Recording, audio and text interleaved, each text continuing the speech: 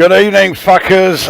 We are back once again, the Gruesome Twosome, and for this one, we are doing what is probably the most sort of acquired taste album we have covered in any of our videos so far. Basically, if your idea of metal is stuff like Poison or Motley Crue, you may as well fuck off right now because you are going to hate this. So this is Darkthrone. It's not their debut album. This was their second album, A Blaze in the Northern Sky, which came out in 1992. And Chris, although was certainly familiar with the album title and knew about it, because that's why every metal fan knows about this album, it's safe to say you weren't hugely familiar with the actual music itself. No, not really. I mean, black metal for me was something I kind of I just let it go. I mean, I listened to the stuff. I think the closest I got to it was death metal. You know, stuff like Possessed and what's that other band? Carcass and stuff like that. And obviously, I like a lot of the brutal metal, like Sepultura and stuff like that, or shouty metal, as some people call it. But I never really listened to black metal. I mean, I've got a couple of albums on vinyl by PantherUK, and I've got what I consider to be Celtic Frost's best album. It's like an EP, Dethroned Emperor or Emperor. No, Emperor's Return is called. And I kind of think, really, PantherUK and early Celtic Frost was kind of the template to black metal, ignoring Venom completely because they're just comedy. Yeah. See, Darkthrone basically, well, with the release of this album, they kicked off what is like the second wave of black metal. Black metal itself started, much earlier with those albums you were saying, like, early Celtic Frost, early PantherUK. You had bands like Sarcophago and Blasphemy. Blasphemy came from Canada. When I think black metal, Canada is not a country that instantly springs to mind.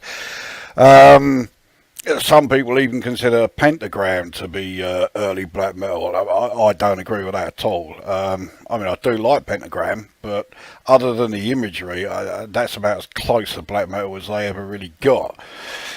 And then it kind of died a death. Like you, I'm going to sort of try and pretend Venom didn't exist, even though a lot of black metal fans will always say, "Oh, yeah, Venom were the band that started it." Oh, fuck off, were they? It then sort of died. Yeah, it all died off, and it was pretty much dead and buried. And then around early '91. It started getting a following in the underground again. And as far as like the second wave is concerned, there are three albums that everyone sort of lists as being like the three major albums of black metal this time around. Blaze in the Northern Sky is one, Bjornson's self-titled debut, and Emperor in the Nightside Eclipse. I don't consider the Emperor album to be one of them because it came along much later. I think that was '93 that came out. Whereas this album was the first actual main release on an actual major label. This came out in February '92.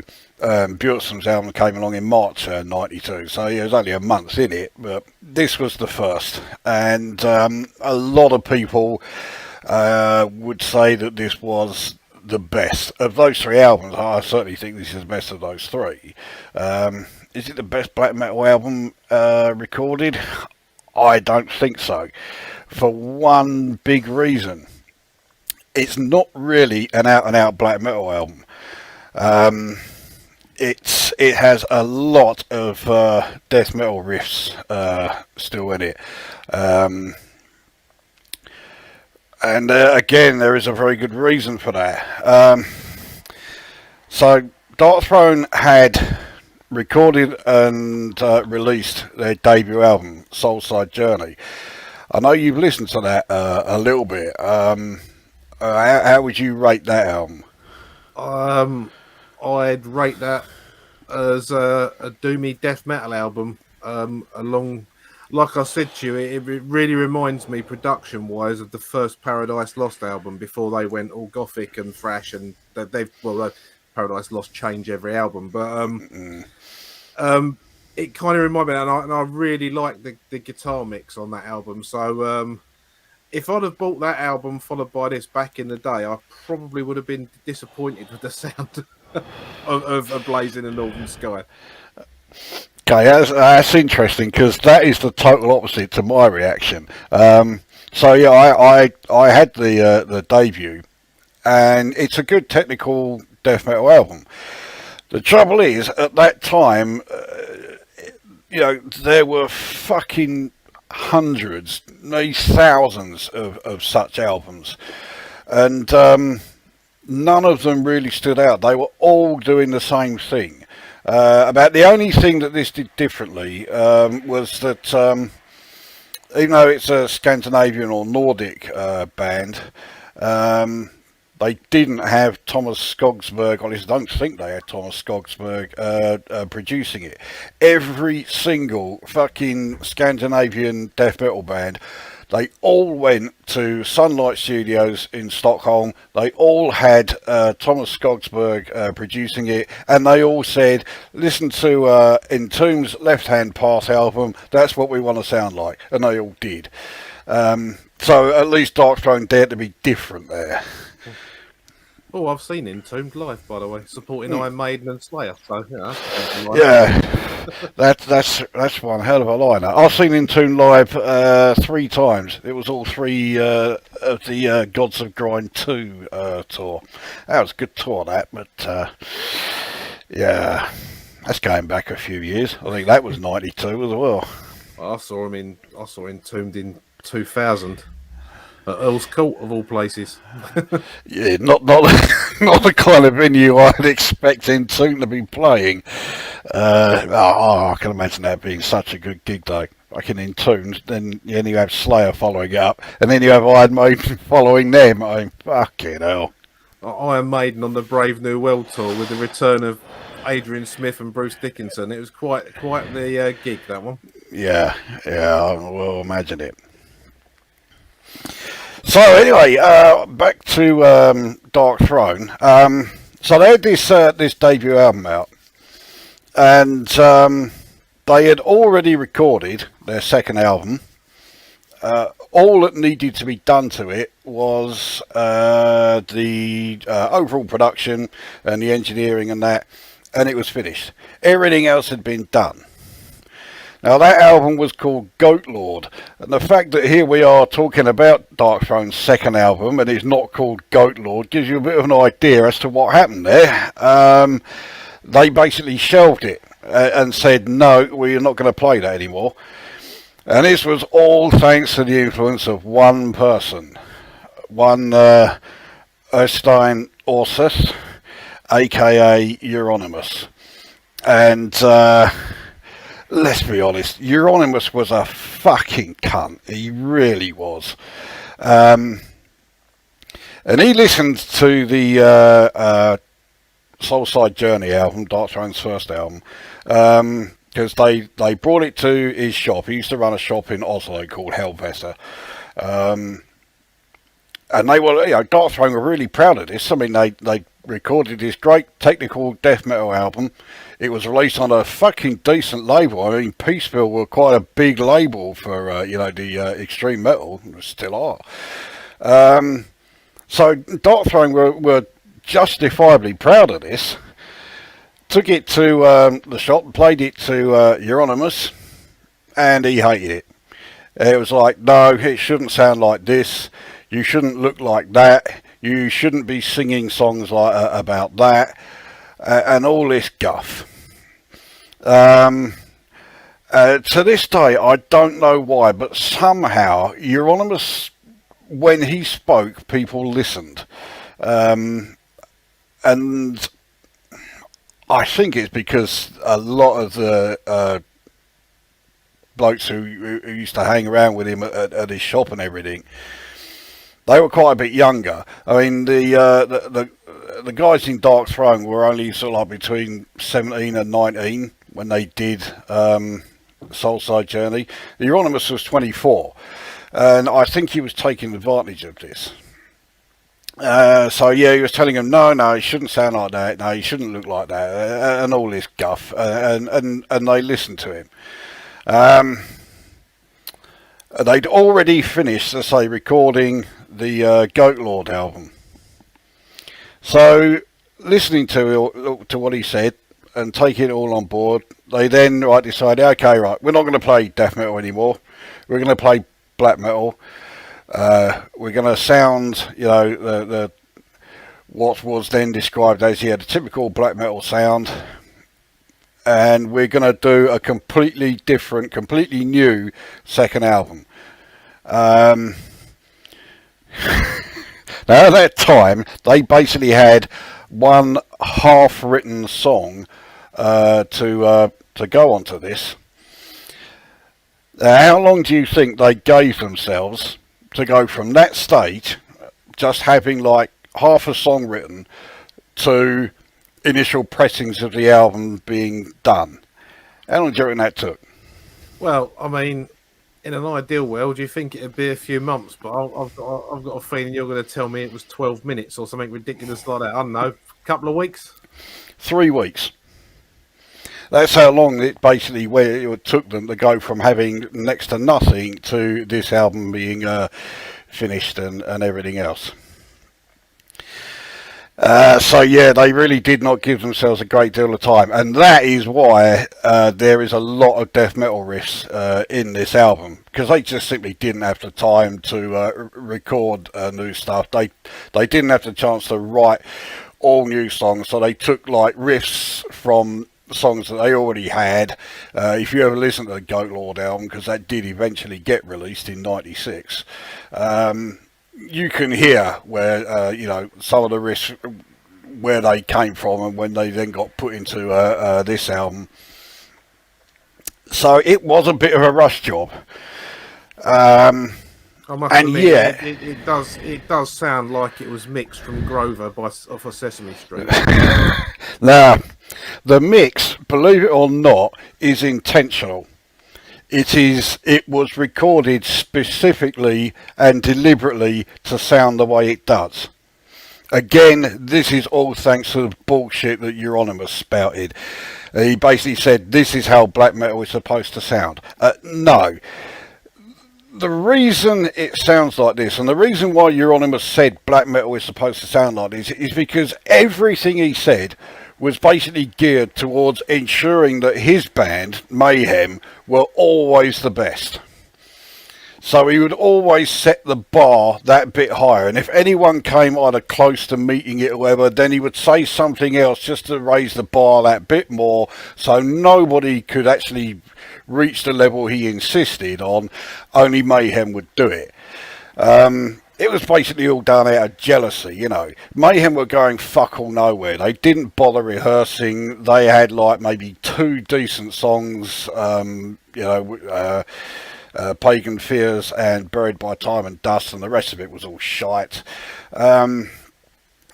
So he wanted to try and make sure that no other bands would reach their level, and believe me, their level was not very high. And the reason they sound like this isn't because that's how black metal is supposed to sound. No, it's because no one in Mayhem could afford any decent, amps. They couldn't afford any decent recording equipment or anything like this. So they would record stuff. It sounded, it sounded like what you're about to hear. And so, yeah, and Euronymous is saying, oh, this is how black metal is supposed to sound and all that. And again, Darkthrone took him at his word, brought out this album with this sound. That was nice of him. He sounds like a lovely individual. I hope something bad didn't befall him. Well, when they recorded it, of course, they then had to send the tapes off to Peaceville. And a couple of days after they sent the tapes, they got a phone call. It was Peaceville, and they were basically saying, "What the fuck is this?" You know, and so Darkthrone had to explain, "Well, look, this is black metal. This is what we're playing. We don't want to play death metal anymore." And Peaceville were like, "Wait, we signed you up as a death metal band. We're expecting a death metal album, not this fucking thing." Yeah, Peaceville did not like it at all. And Fenris said to him, "Look, you know, this is what we're playing. This is how we're going to sound. You know, if you don't like it, we'll take you to Euronymous' label, Death Like Silence Productions," which is actually an extremely empty threat because his label had released one album. In fact, at the time, they hadn't released any albums, but and it was going nowhere. So it was a really empty threat. But Peaceville bought it because they were saying, well, it's not going to look good for us if one of our, you know, major death metal bands that we've signed suddenly leaves after their first album. So they sort of caved in. They said, okay, we'll release this thing. They wanted to remix it. And Darkthrone said, no, we're not going to let you. So, and again, Peaceville caved in, so right, we'll release it like this. And that's how it came to be. But personally, I think it turned out pretty good. I am a huge fan of this album. Yeah. I find a lot of this album sounds like an orc being sick next to a washing machine that's got a bag of spoons on spin cycle and someone's chucked a brick in. But you know, but that's only some of it. The death metal riffs and that in there is some good stuff. I mean, I've said it before. I'm going to tangent for a second here. I think almost every album has got something to offer in the world of metal, even if it's something you don't necessarily like. There's always at least something on an album you can find, be it a guitar riff, a chorus hook, or, you know, just a drum intro, anything like that. There's always something. And with this, I don't like the production sound of it. I'm not over keen on the vocal style, even though I can switch off to that and just hear it as another instrument. But there is something about it I like, and it's the less manic sections where they really are playing proper guitar riffs. And as much as you like it, I would love to hear this album with a really good like production sort of thing. Where, you know, whoever the death metal version of Martin Birch was, you know, someone that's really got that golden touch on the mixing desk to hear what this could have sounded like if Euronymous weren't such a cunt. I mean, you don't have to listen to much of their first album, the Soulside Journey album, to know that throughout this entire album here, they are playing well within themselves. They are capable of playing far more, you know, technically demanding stuff than they do here. In fact, their bass player, Doug Nielsen, he left. Officially, he got kicked out, but I think it was a case of they kicked him out before he could leave because he hated this direction. He wanted to carry on playing, you know, technical death metal. He didn't want anything to do with any of this. He is still on this album, but he's listed as session bass, not a full member. They never replaced him, actually. They just became a three-piece band and eventually a two-piece. And yeah, they've been going along as a two-piece band for a long old fucking time now. Yeah, well, I mean, I listen to metal. I've heard of Darkthrone. They were one of the first bands to use one of these logos up here. That looks like someone's painted something and then thought, fuck it, and just chucked another load of paint on top of it. Well, you've got to try and work out what it says. You know, they're a lot a lot of the black metal bands that follow Darkthrone have got logos like this, but I'm fairly certain this was pretty much the first logo of its type. Yeah, it's the first that I'm certainly aware of. I'm not going to lie, it was the logo that intrigued me, and that was the reason why I thought, okay, I want to hear what this lot sound like, and that was how I ended up getting the Soulside Journey album. While I don't think the Soulside Journey album is that bad, it doesn't really stand out. It's very much more of the same for a lot of the time.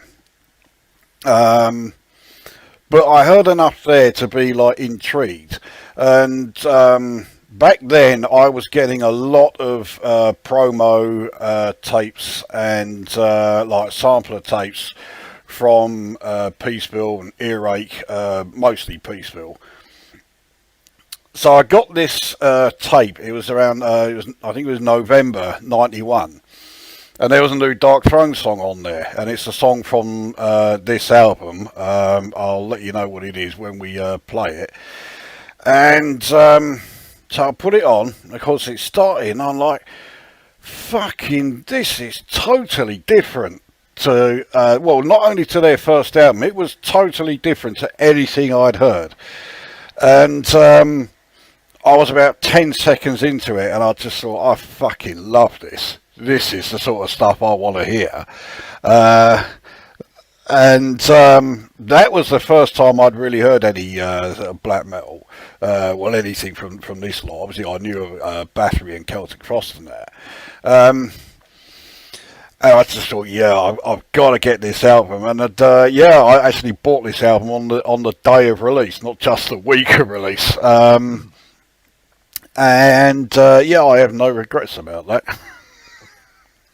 Well, I mean, I think my journey into Darkthrone is completely your fault, because you sent me a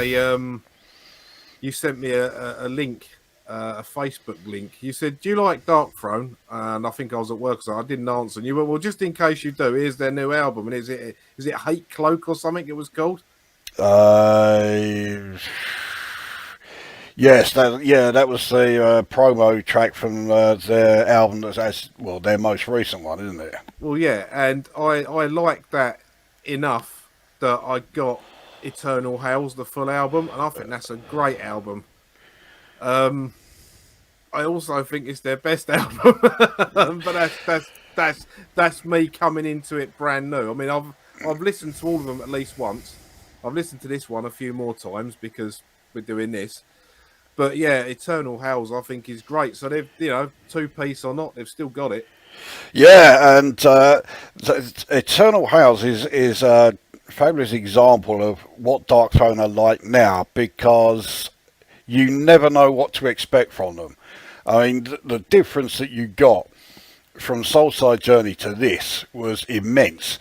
But for the next three albums, so you had this, then Under a Funeral Moon, and then Transylvanian Hunger, all in a very similar, out and out black metal veil. And after that, it was basically, right, okay, yeah, we know the name of the band, we know the members, that's about all we know, because it just changes over and over and over again, and trying to actually pick a favourite Darkthrone album is really difficult because their style just changes so much. I would probably go with the Underground Resistance, but yeah, it's a really tough one. That one might just shade it ahead of Transylvanian Hunger, and then this one. Yeah, I mean, I like a lot of their less black metal-y stuff, I suppose. I do like decent production, that's why I don't tend to watch pirate films, because I'm all about the audio. So, yeah, it's certainly an interesting album, this one. I've got to give it that. Yeah, after Transylvanian Hunger, they didn't really stick to like the out-and-out black metal stuff. So their like real black metal stuff only really lasted 3 albums. So if you listen to anything after Transylvanian Hunger, you got much more of a chance of hearing something that you'll like. The stuff before it, well, yeah, Soulside Journey you may well like, but yeah, if you're not keen on this, I don't think Under a Funeral Moon and certainly not Transylvania Hunger, neither of those are going to really appeal to you too much.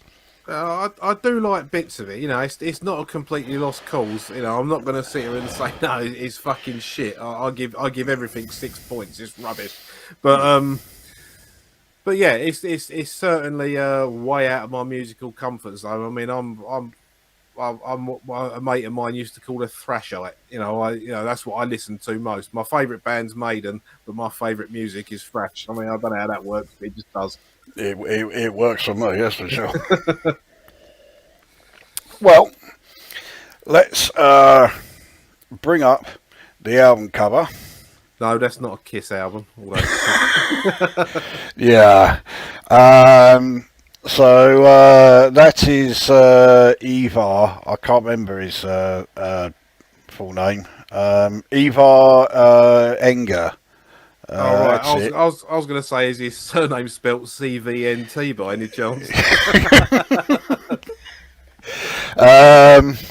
No, it's not. No, I can think of quite a few people in black metal where, yeah, it should be spelt that. But yeah, he was the second guitarist. Now, after Transylvanian Hunger, he left the band. He took the name Zephyrus for the 3 black metal albums. When he left after Transylvanian Hunger, I think this was after Euronymous had been killed. It may not have been. In which case, it was Euronymous who basically started this rumour that Zephyrus was so true cult, you know, that he had left the area and he was now living like as a hermit in the woods somewhere, or in some forest or something, you know. No, believe it or not, that's bullshit. The reason he left is because he thought Euronymous was a cunt and he didn't want to hang around with him anymore, you know. So, yeah, of the 3 members of Darkthrone as they were then, yeah, I think this guy had his head screwed on more than the other 2. See, I'm disappointed now. I was hoping you were going to say it's true. He'd gone to live in the forest to carry on his life of being a very bad Kiss tribute act and jumping over fences in the dark. We can't get away from the whole fucking face painting thing, or corpse paint as they insist on calling it. The thing is, right, like them or not, Kiss's makeup suits the band and their style. They're a very glam. They're heavy for a glam band, but they're a very glammy, glitzy sort of band, and it suits them. King Diamond's makeup suits him because it's kind of intricate with all the little details he's got on it. That just looks like someone who's fucked up with the eyeliner. I mean, even Viper Kernes describes them as black metal clowns.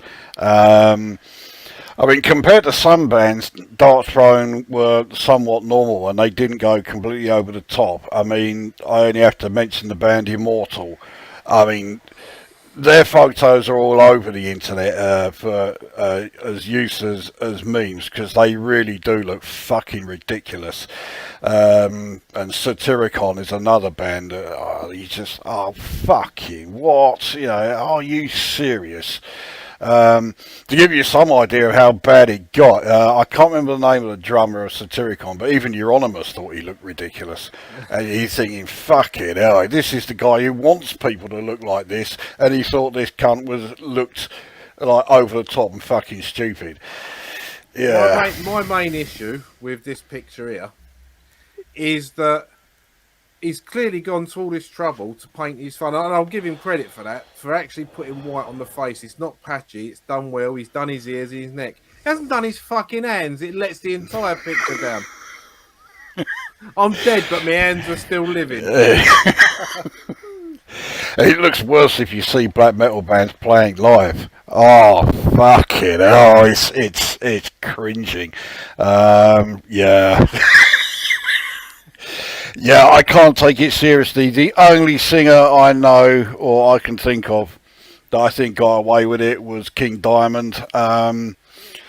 But I think one of the reasons he gets away with it is he doesn't take himself too seriously. No, he He doesn't. knows it's all show. His concept albums are telling horror stories, and that's all they're doing. You know, he's not saying, "Oh yeah, I'm satanic this and all of that guff." You know, it's just a show. That's all it is, and that's why I think it works for him. Of course, it does also help that I think King Diamond is a great singer. I love his stuff. Yeah, I'm a big fan. I think that's one of the reasons why I think the Underground Resistance is possibly Darkthrone's best album, because it is very much a Darkthrone meet Merciful Fate sound to it. So yeah, if you like, that can't be a bad thing. yeah, exactly. Yeah, if you like Merciful Fate and King Diamond, then that might be the album for you. Yeah, it might well be. I don't. I mean, all right, I'm poking fun at this guy. He's clearly just doing an album cover, and he is very tongue in cheek. But I think the trouble is, the only band that were wearing makeup for quite a lot of time was Kiss through the 70s and the 80s, and you had King Diamond. But when black metal took off, they were all doing it, so they all started to look the same. It's like the white paint and the black round the eyes with normally like he's got like a tear run in it, and occasionally some of the more proficient users of corpse paint would sort of like put sort of like smudgy like blue veins in, which didn't look too bad. But it's the fact they were all doing it.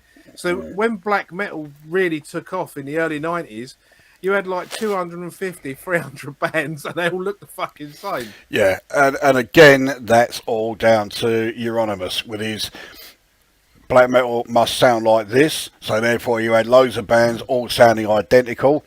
Black metalers must look like this, so they all look the fucking same. And you know, it's like, yeah, so much for, you know, being unique.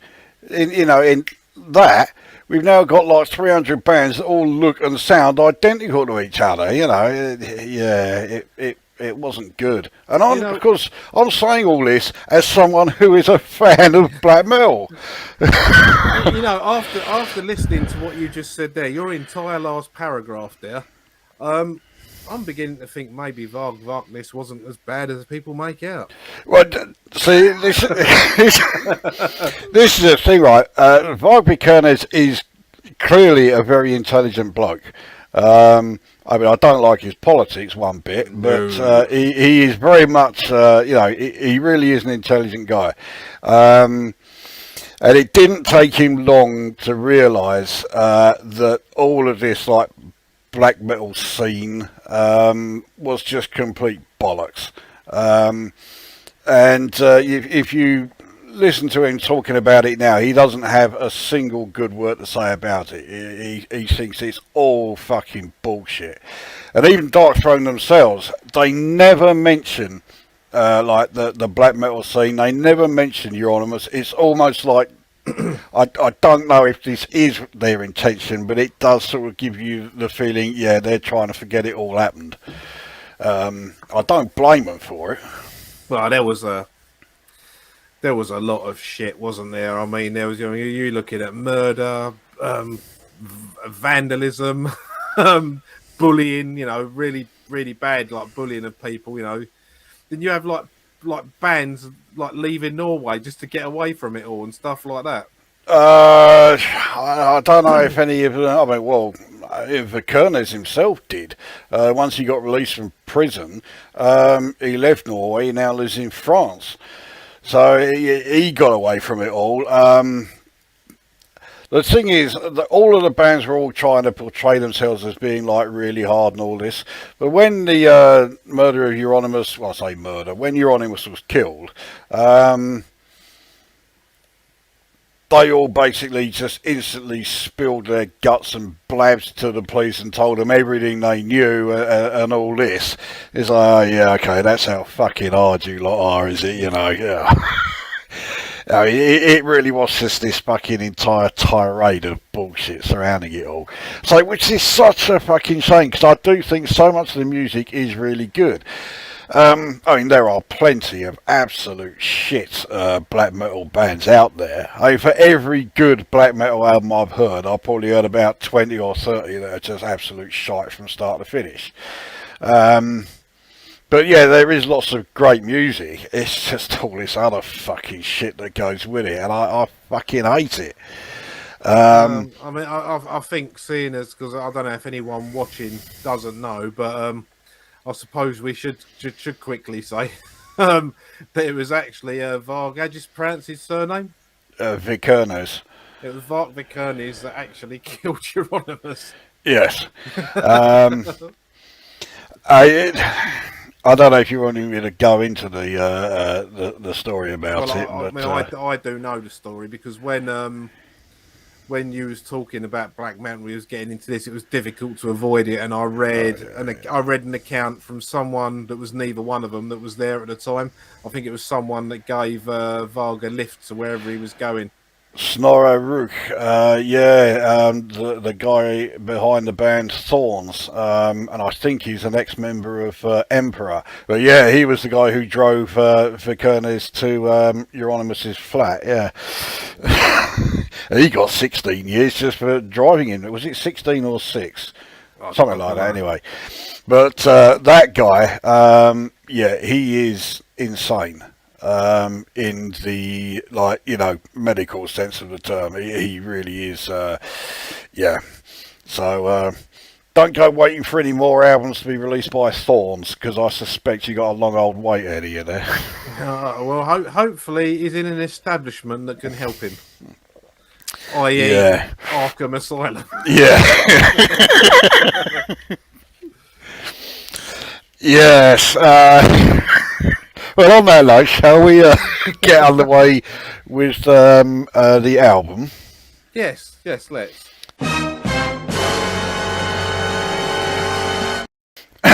Yeah, so the old Kazi break came along a bit soon then. I think it was all that talk about the black metal inner circle. Suddenly, I felt the need to get rid of a load of shit. So, cheers, mate. It's more information. Yeah. Right. Let's quickly get past that. So we go on to the first song then. So let's have a blast of track 1.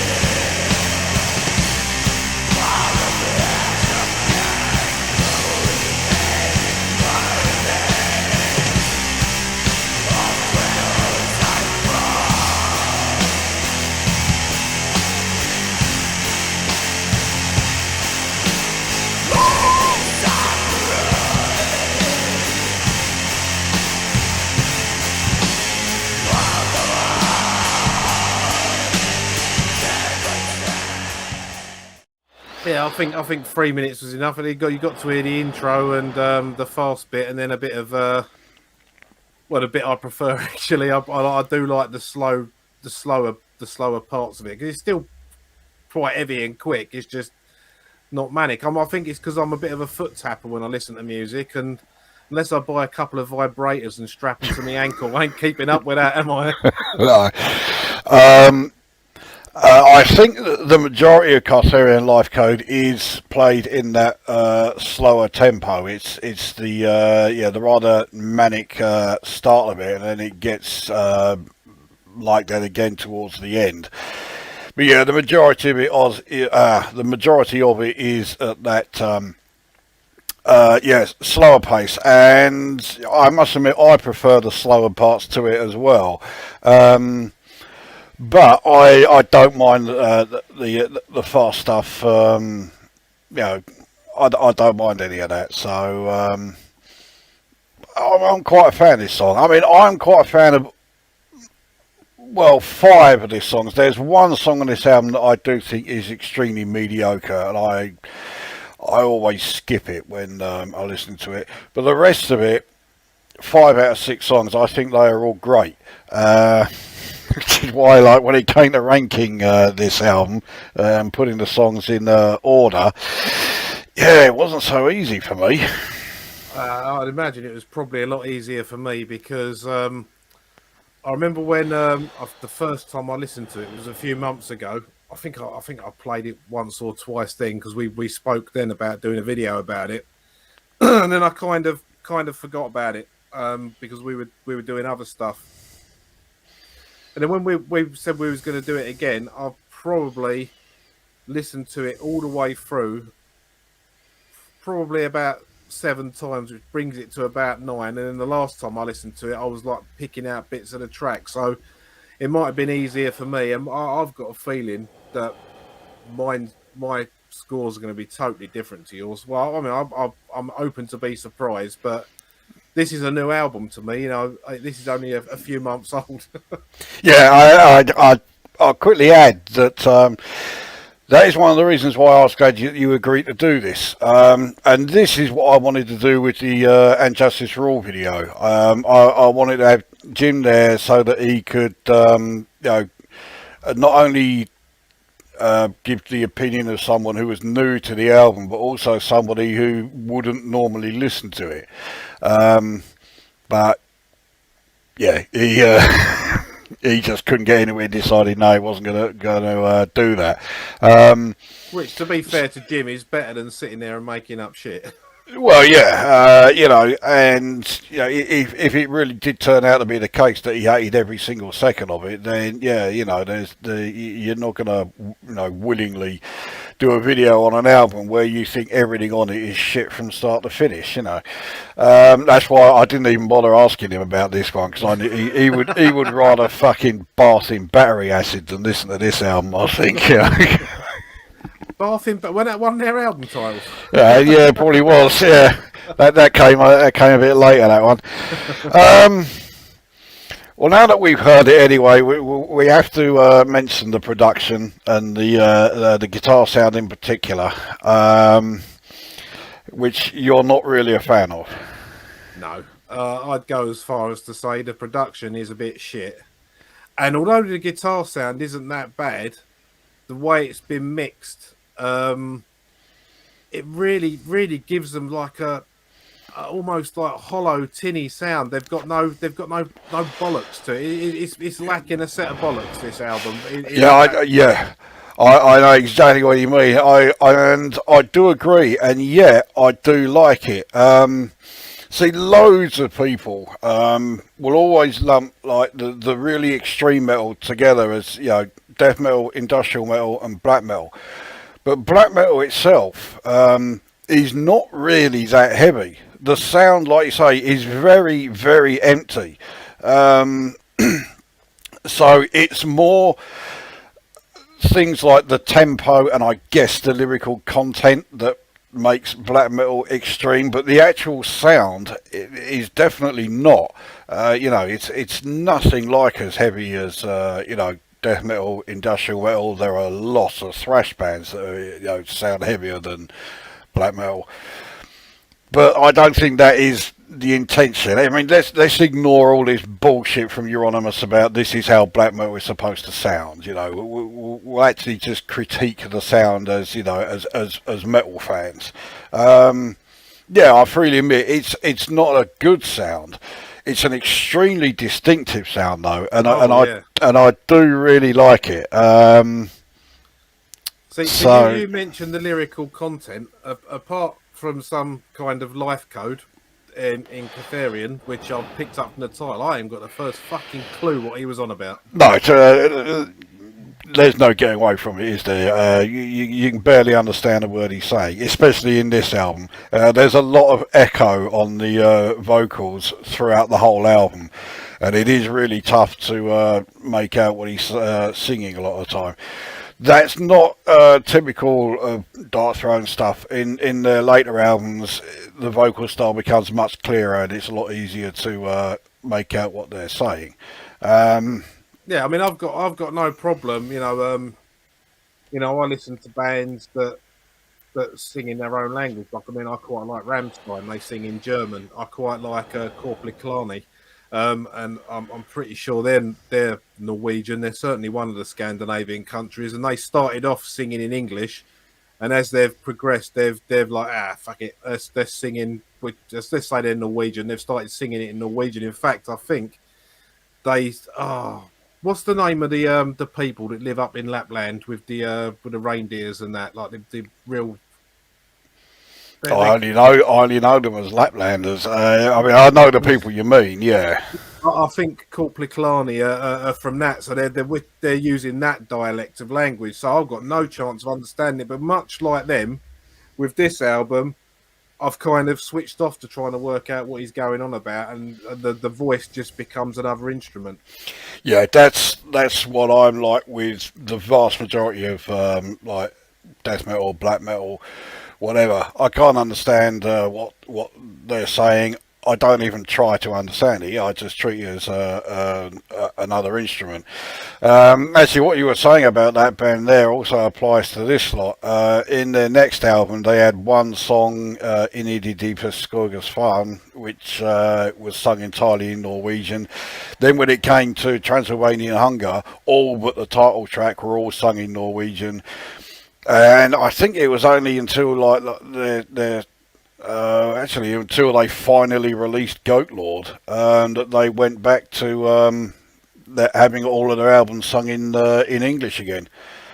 So they carried it on for a while, but like everything else Darkthrone did, it did change. Before we get too far away from it, because I don't want to offend anyone that hasn't offended me, it's the Sami people.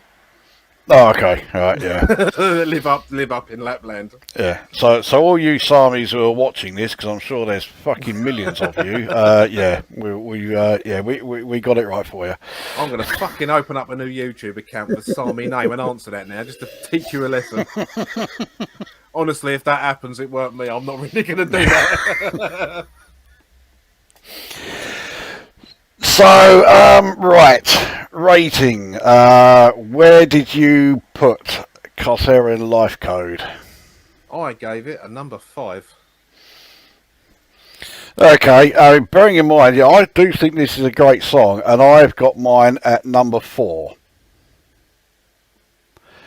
So, I don't think that's going to be challenging for top spot, but I do still think the song is great. There's only one song on here that I wouldn't say is great. So just for the record, I think the production's shit.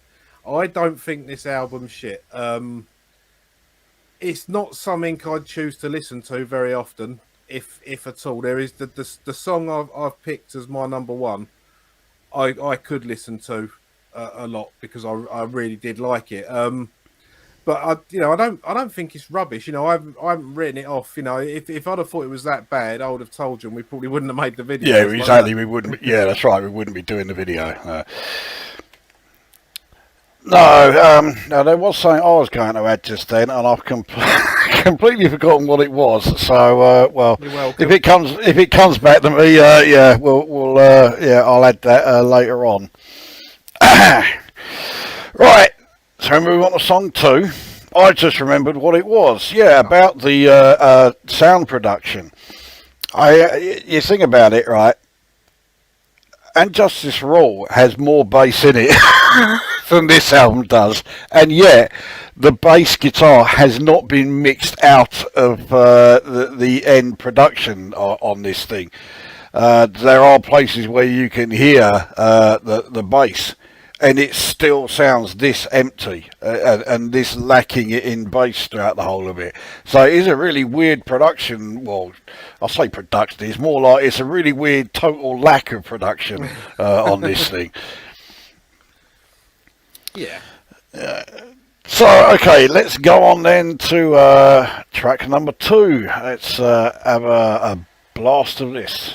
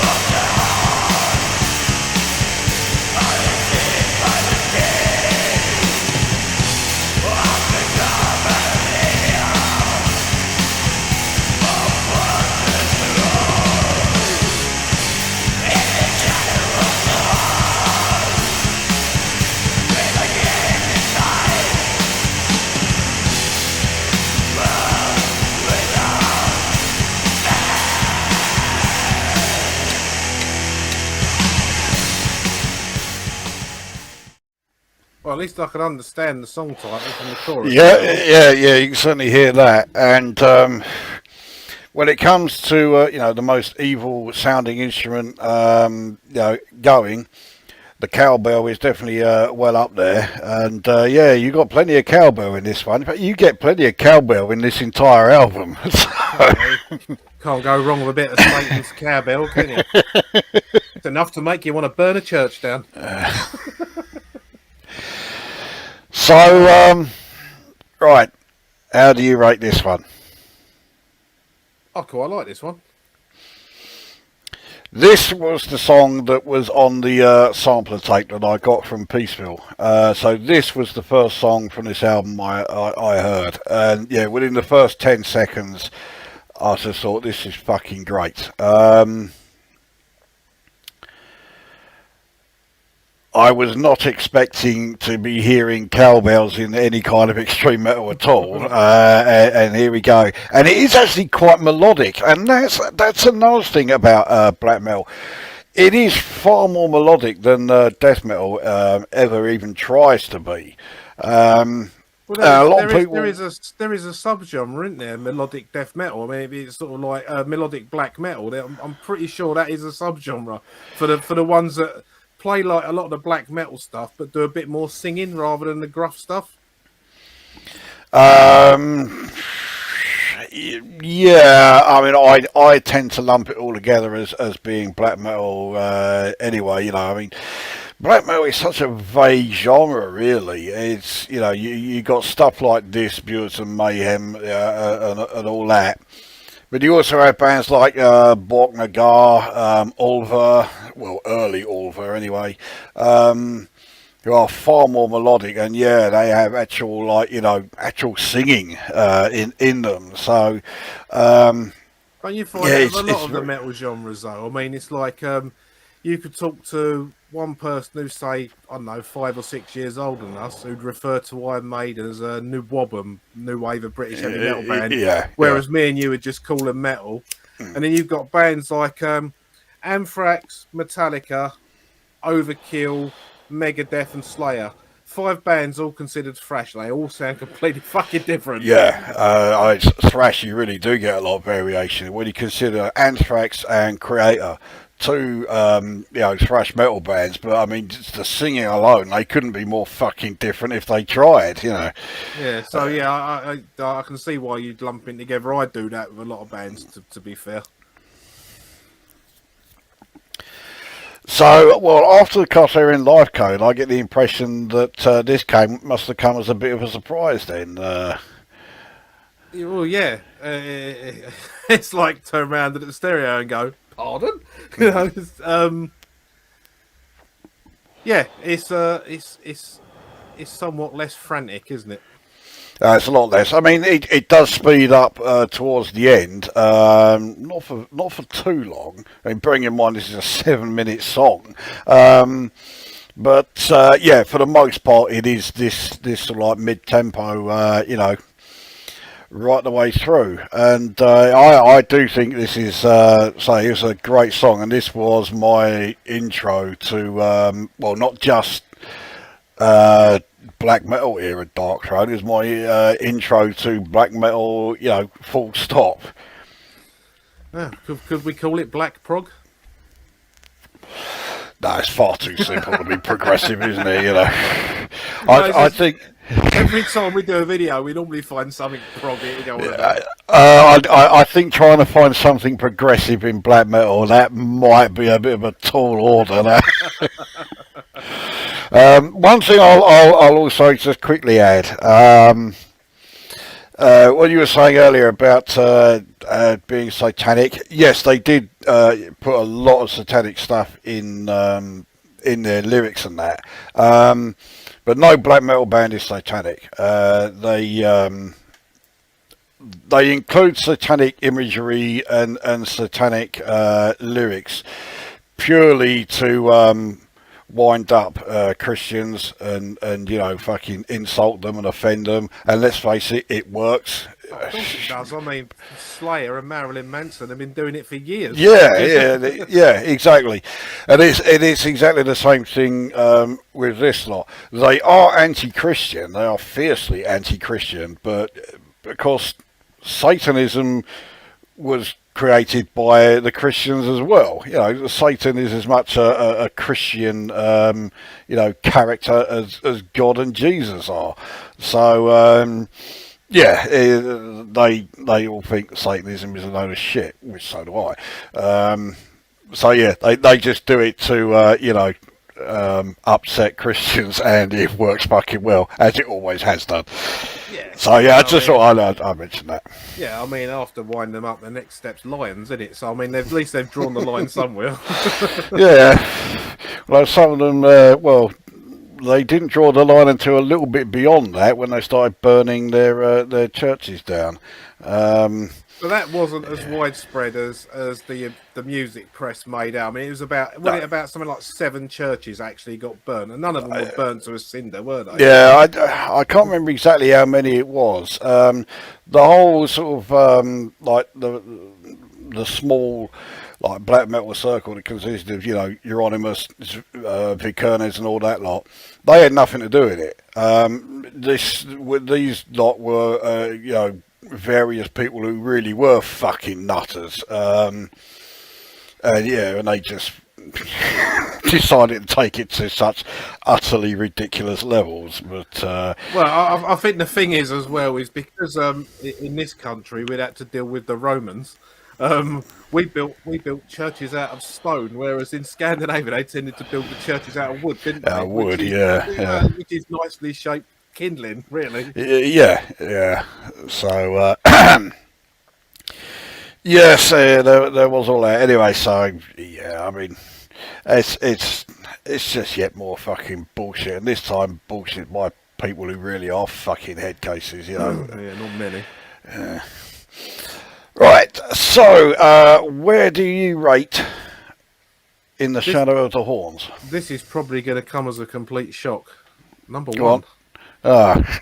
I had a feeling you were going to put this at number one. What, before I said anything? Or Yeah. As soon as it started, I thought, yeah, this is going to be your number one. It just... Because it was probably, I think, it is the most melodic song of the album.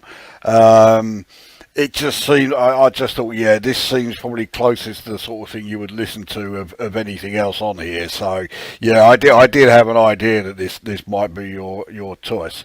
And I would come back to this track on more than one occasion to listen to it. I think it's a really good song. Even the fast bit at the end, because it fits in with the way the song progresses. Progresses. Yeah, no, progresses, not progressive. So there you go. You ain't quite got it yet. Keep trying. I'm sure you might. No, actually, on this album, you're not going to find anything progressive. That was my last ditch, mate. That was my last go.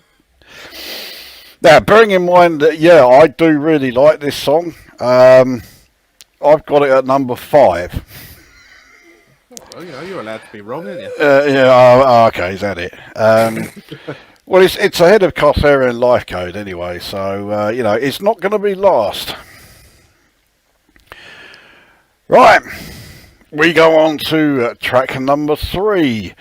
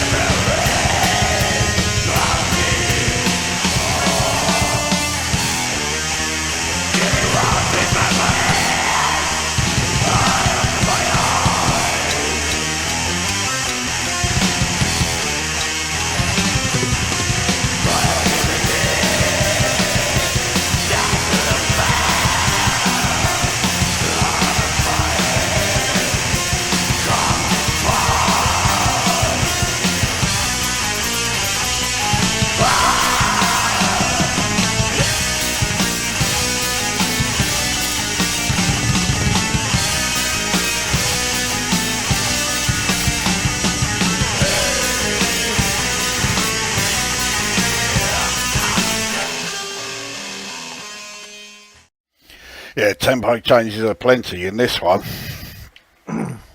Yeah, I know a lot of bands like Yes and Rush that do a lot of time changes like that. Yeah. I don't know. I might even stick my neck out for this one, but I don't think Yes and Rush were the biggest influences when it came to the recording of this song. Probably not, but if Neil Peart isn't an influence on your drumming, then are you really a drummer? Well, I can't really argue with that, can you? we are talking about one of the greatest drummers of all time there. Yeah, that's not too bad a track. Again, I mean, I'm assuming Paragon Belial is Scandinavian for "I've got food poisoning," judging by the sound he made at the very beginning of that song. But yeah, no, that's not too bad. I mean, when you've listened to a lot of death metal and stuff like that, I mean, you're used to the sort of chaos screams and at the beginning of songs and that. So it comes as no surprise that I'd have been gutted if it weren't in there. Oh no! I don't think there was any really any doubt. This to me is it's close between this and another song as being the most death metal sounding song on the album. I love this song. I think this is fucking great. I mean, it has a bit of everything. You've got mid-tempo start. You got that, by black metal standards, intricate sort of bridge leading into the chorus. The chorus has a real sort of like head banging sort of tempo to it. I just think this song is fucking great.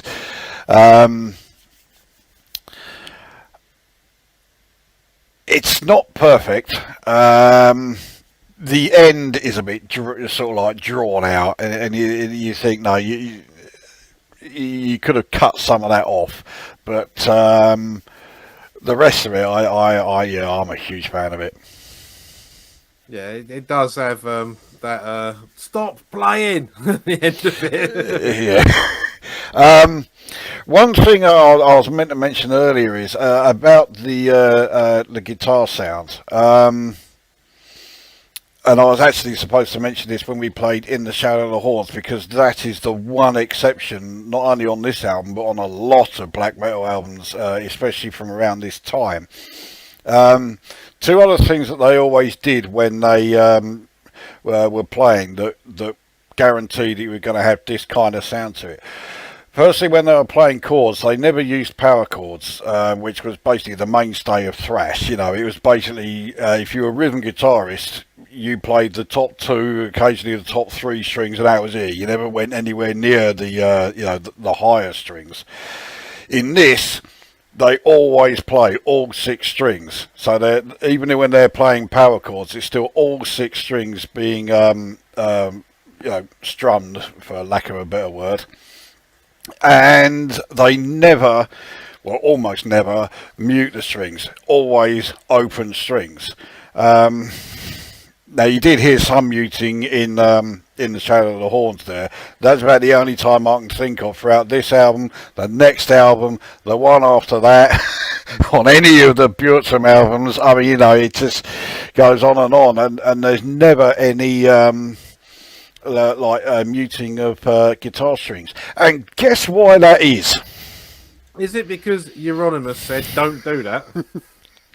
Because Euronymous was saying, oh, that's how it should sound like. Yeah, always open strings and shock horror. No, the reason the reason he said that is because no one in Mayhem was good enough to be able to mute the strings and still make it sound all right.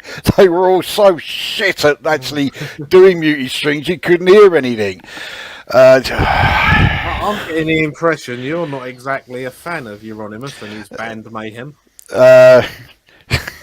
Whoever gave you that impression, right? I mean, yeah, I think Euronymous, was, forever will be an absolute fucking cunt. I've got no time for him at all. Mayhem themselves, I think, are possibly the most overrated band to have ever existed. The only reason they have like any of their like, I'll say popularity is more notoriety, is because of all this shit that Euronymous was doing. When it came to their music, they are staggeringly mediocre. So they've done a couple of songs that are okay. I do like Pagan Fears, and I do like Buried by Time and Dust. Pagan Fears you might like. I don't think you'll like Buried by Time and Dust because it is ludicrously fast. And I know you like the real fast tempo stuff, like say Slayer's Rain in Blood album, but this is going the next step, and to a lot of people it's a step too far. But like their first release was the Death Crush mini album, which was basically just a demo tape that was pressed to a record, and it's shit. Their next release was a live album, live in Leipzig.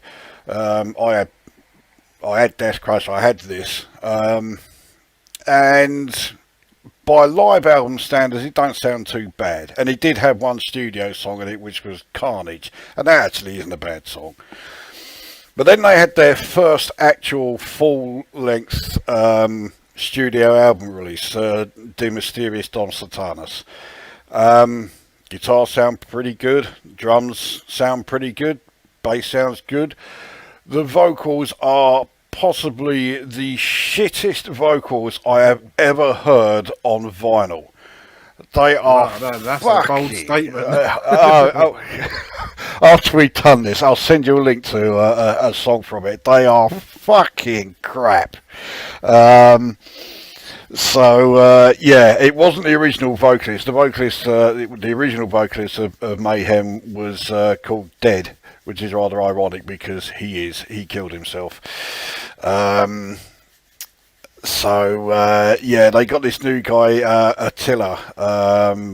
I can't remember his second name. He was Hungarian, and was it the Hun then, by any chance? That's what he should have done. Mission trick there. Yeah, he did a bit, didn't he?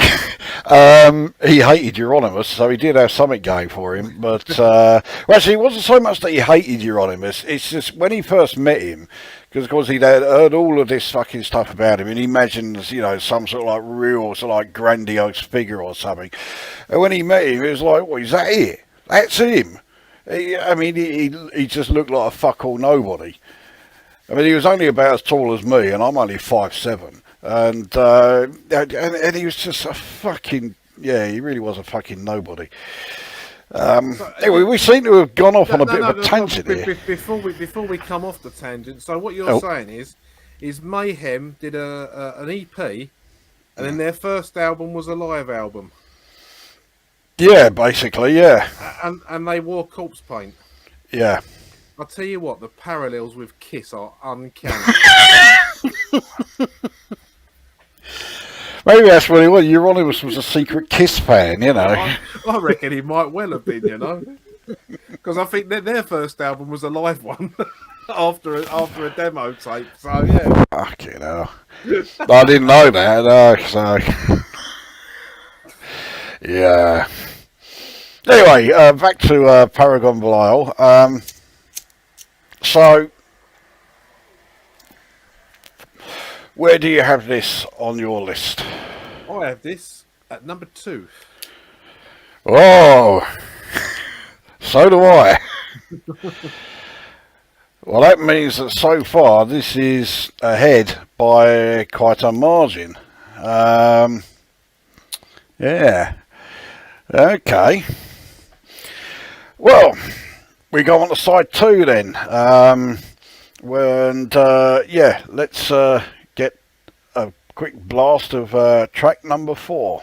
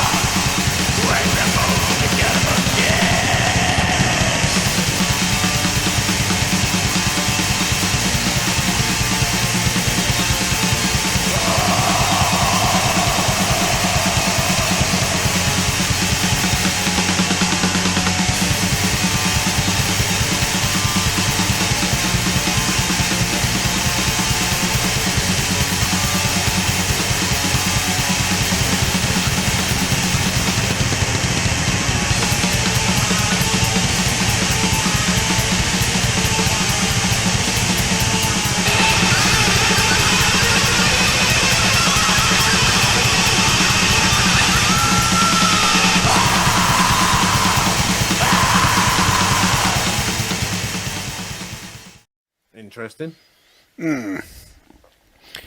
So, your impressions?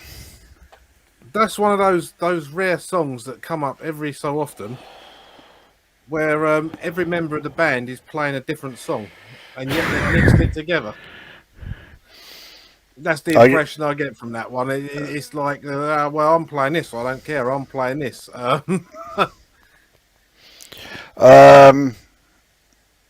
Yeah, I'm not a fan of this.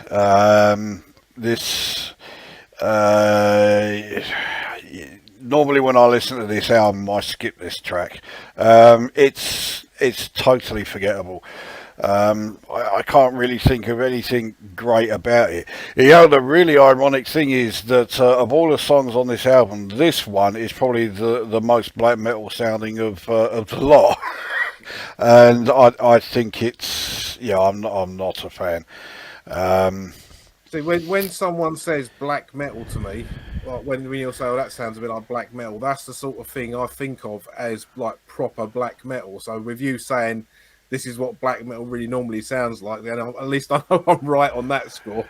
Yeah, I mean it's not what good black metal sounds like, but it has the sound there.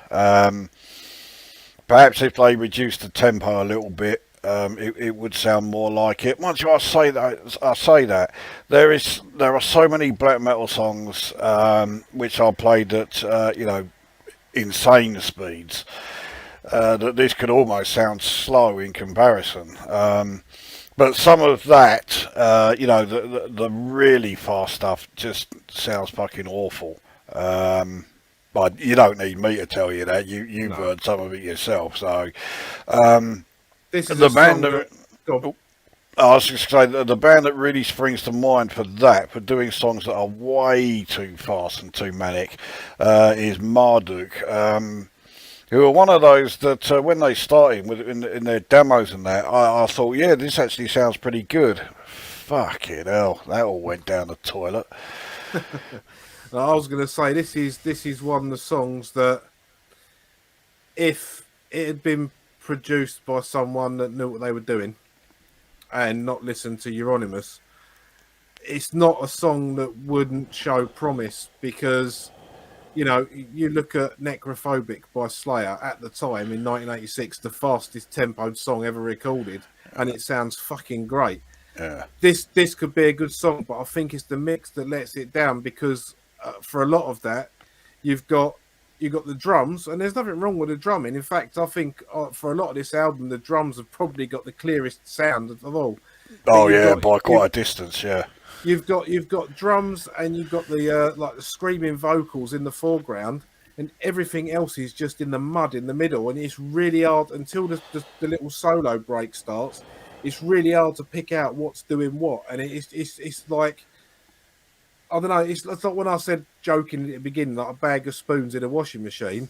I think if you were to put all those instrument sounds in a washing machine and put it on a spin cycle, it would come out like that, like a muddy sound. It's really hard to differentiate between what's going on there.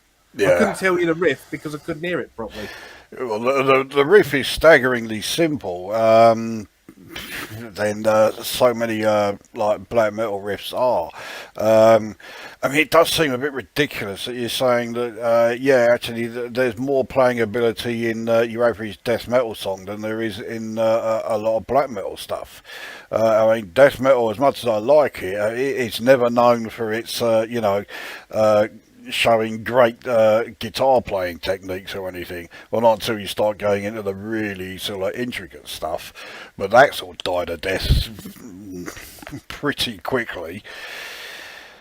So, yeah, I mean, when you consider this album only has 6 songs on it, I mean, it's still a fair length album. It's about 42, 45 minutes long. This song really does just sound like album filler to me, and it's the second longest song on the album, for fuck's sake. Yeah. Well, it won't surprise you that I put this at number 6. I have a funny feeling you may have done the same. Yes, I've got number 6 as well. Which yeah. means we've already got the loser then. Yeah, we know what's coming last.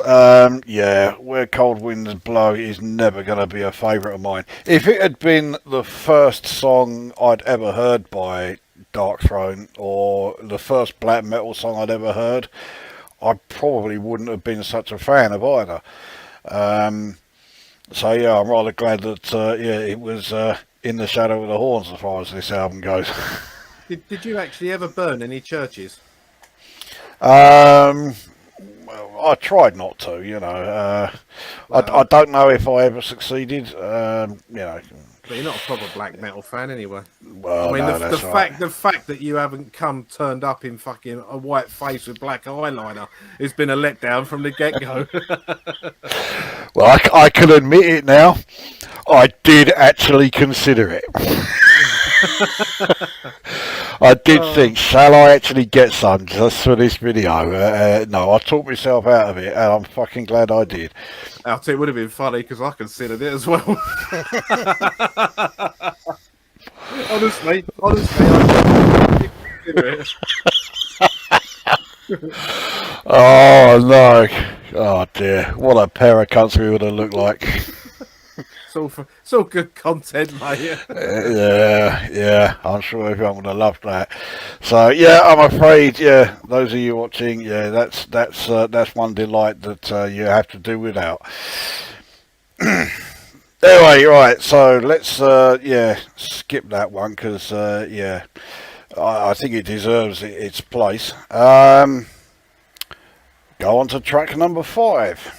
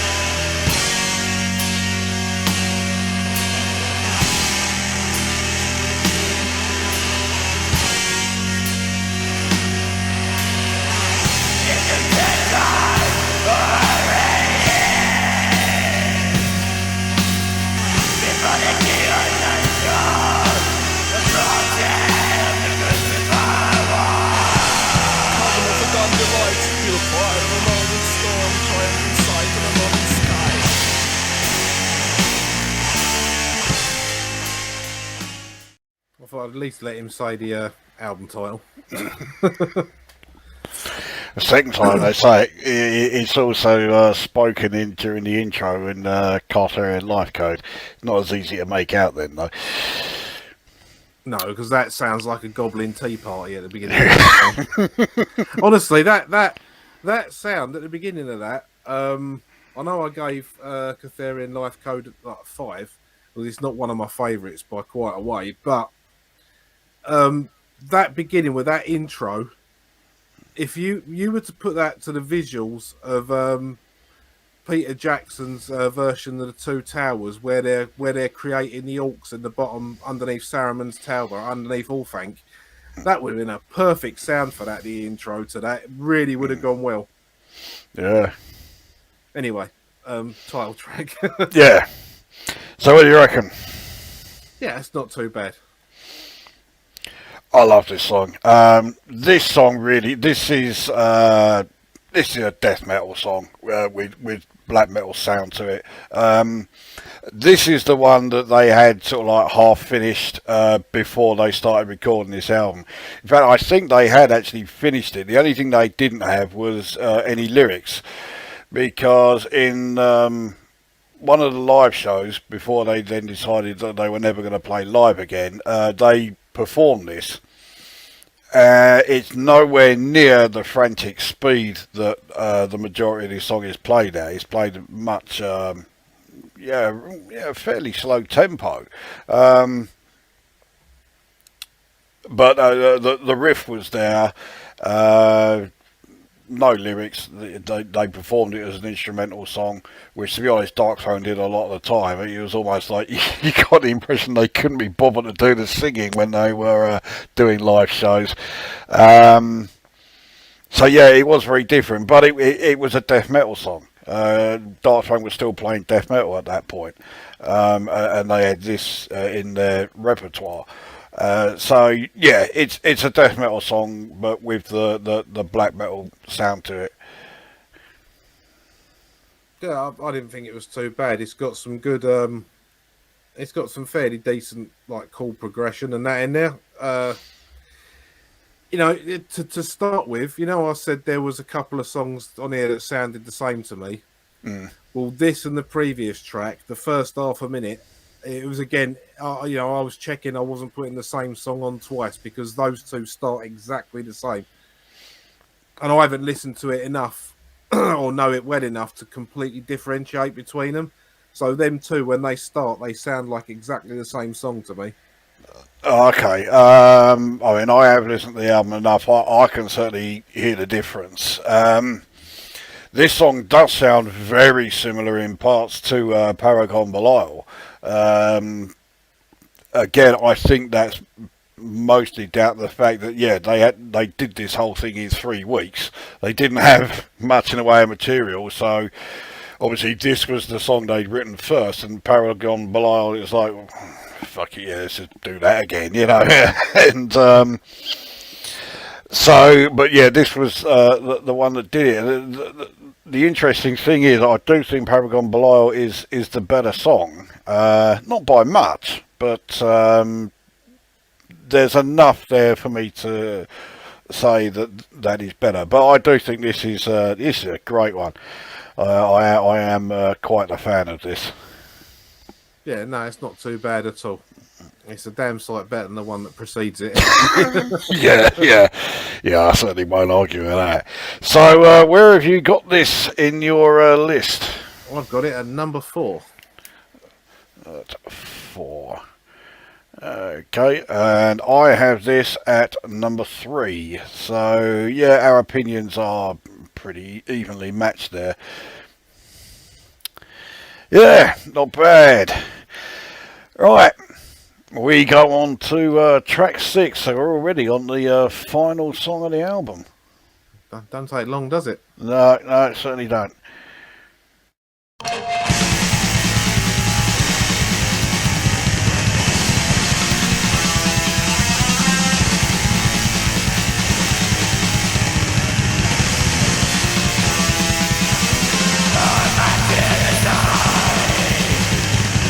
Seven times,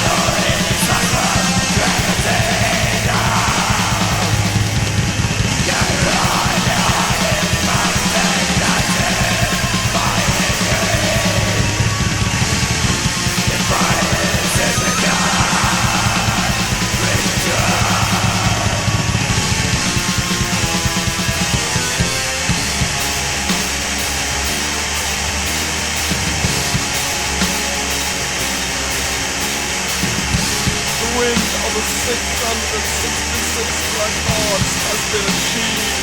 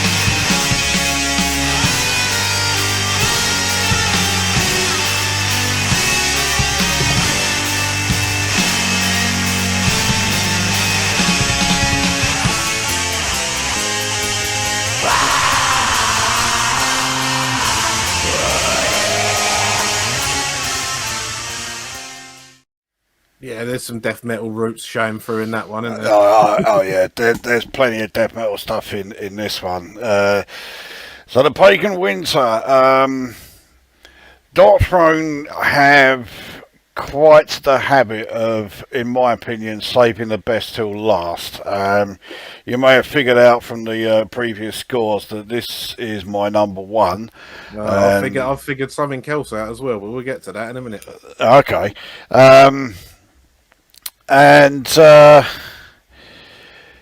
Yeah, it's got a really unusual starting riff, but it fucking works. It sounds a bit sort of mad, but I think it's a fucking great intro riff. It does go back into it towards the end. But there is a lot of, dare I use the word progression, through this. It's constantly changing through like various stages. Nowhere near enough for it to be a prog before you say it. Oh, I don't know. No, I reckon it's a whole new subgenre, prog black metal. Prog black, fucking yeah. The day that happens, I can see there was one band that did try it. Emperor did actually try progressive black. Didn't fucking work, but at least they gave it a go. But yeah, for me, yeah, best song on the album. Yeah, huge fan. I can't find much in the way of fault in this one. Yeah, it's not too bad at all. I do like you can actually hear the guitar riffs properly in this one. Just listen to some of these songs, especially the way some of them start. Now, not a lot of black metal bands have the slow sections that Darkthrone have. I reckon if you're a drummer in a black metal band, at the end of a gig, you're going to lose 4 stone in water, aren't you? I mean, Jesus Christ. Yeah, well, I mean, the drummer that really does, it amazes me that he can survive any of their shows is Hellhammer, who is the drummer for Mayhem. I may not be a fan of him, but fucking hell, to drum like that throughout an entire show, yeah, it don't seem humanly fucking possible to me. But yeah, that's enough about Mayhem, I think, isn't it?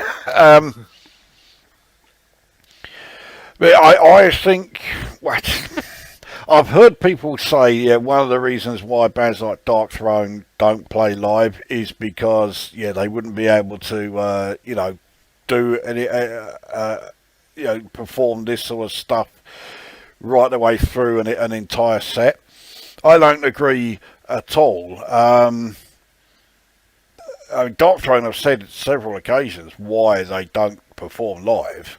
The main reason, they hate doing it. That's a pretty compelling reason. If you don't want to fucking perform live, then don't perform live. The end. It does seem quite strange for a metal band not to, of any genre, not to want to play live. Because I mean, a lot of bands, that's where they come to life. I mean, there's a lot of bands that I've seen as support bands. One of them was supporting Maiden in '88, the Killer Dwarfs, a Canadian hard rock, just about metal band. Yeah, I remember you telling us about them. Yeah, and before we went to see them, because we knew they were supporting, a mate of mine bought their most current record, which is what we knew the songs were by. And we listened to it, and we're like, well, it's a bit lightweight, isn't it? It's a bit, because we're into Maiden, we just got into like Slayer and stuff like that, and they were a bit too melodic and catchy and that. But live on stage, they fucking killed it. They were really, really good. So it's just strange that a band of this type wouldn't want to play live. I mean, that's, if you want to earn money as a metal band, you've got to play live because everyone buys a t-shirt, doesn't they? Yeah, that's it. I think for a lot of metal bands, that's where their main earning comes from, is ticket sales and merchandise sales at gigs. I mean, I totally agree. I think if you've got bands who are good at playing live, then there is nothing that sounds as good as that.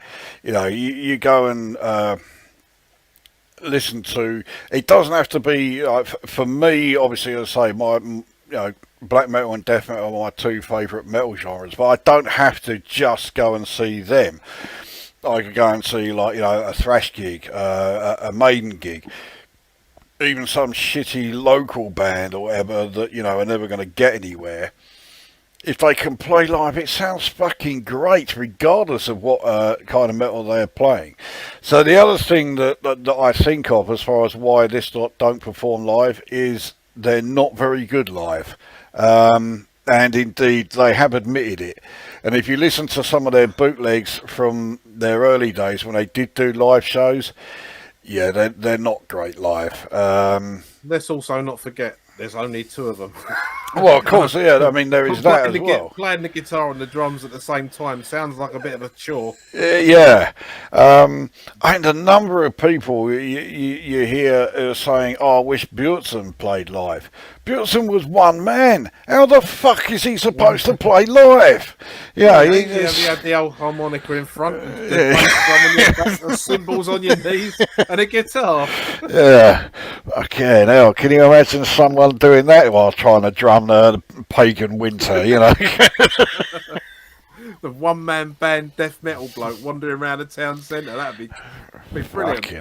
It would be a true sight to behold. Yeah, I'd stay for the whole show. I'd chuck a fiver in his hat just for the sheer audacity of it. Yeah.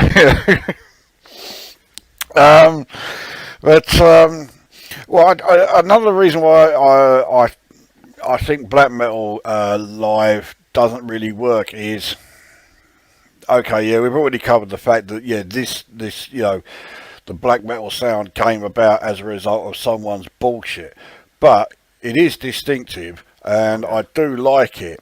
Trying to recreate that sound live is nigh on impossible. So it never sounds right when it's done live. I did have a Emperor live album. Can't remember what it was called. But it was recorded at the London Astoria. Wish I'd gone to that show. But it sounds shit. It really does sound fucking awful. And the Mayhem live album I had live in Leipzig, it don't sound bad, but it don't sound like a fucking black metal band because the guitar sounds all wrong. So Yeah, I don't think black metal really works live. It's one of those genres that, yeah, they should stick to the studio. Of course, Darkthrone do. And that's They could at least fucking mime. I mean, at least you'd get to see the band, you'd get the proper sound, and they'd be able to sell merch. And as long as everyone knew that's what was going on, I don't think anyone would really complain about it. no. I don't suppose many people would complain about it. I can't imagine the band being particularly keen to do it, but Well, I wasn't being completely serious. well, they could be, the metal version of Milli Vanilli, couldn't they? As long as the record doesn't get stuck halfway through. Yeah. And one of them don't die of AIDS before the end. Yeah, that would be a. I said that out loud, didn't I? Yeah, you did. Yeah, all complaints directed there. Actually, all complaints, stick them up your arse. Yeah, well, there we are, the Pagan Winter. Now, I've also worked out, so you've got that at number 3. Yeah, for the first time in the history of these videos, we have a draw, don't we? At least one. Yeah, well, shall we go through? I'll go through then. In 6th place, this will come as a shock to you, it's Where Cold Winds Blow with 12 points. In 5th, Cartharian Life Code with 9. In 4th is A Blaze in the Northern Sky with 7. In 3rd is In the Shadow of the Horns with 6. And yeah, we have a tie at number 1. Paragon Belial and the Pagan Winter both score 4. Well, just for the hell of it, just so we can see. There you go. There's my list in all its glory. So so you weren't just making it up. You didn't do it with the intention of creating a draw, but yeah, we have got one. I haven't got a fucking clue what to do to separate them as far as which song to play out with. Well, I mean, those 2 songs were my numbers 1 and 2, so I've got no complaints about them being tied at number 1. They are both fucking great songs as far as I'm concerned. Yeah, so I've got them at 2 and 3, so they're definitely in the top tier.